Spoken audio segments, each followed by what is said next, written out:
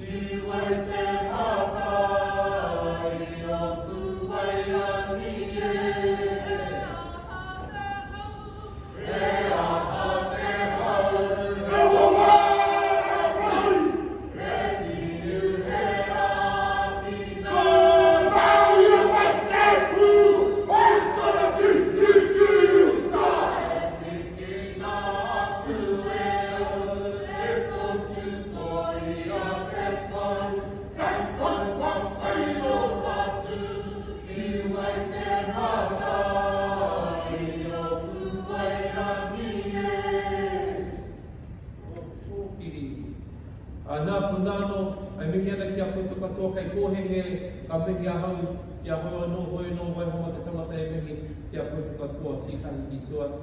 Me te waha i eno ngā putu whakaari ngā tītahi anō hei tāpoha mo te iwi pārai mo tēnei kai katoa mihi ana ki a putu katoa.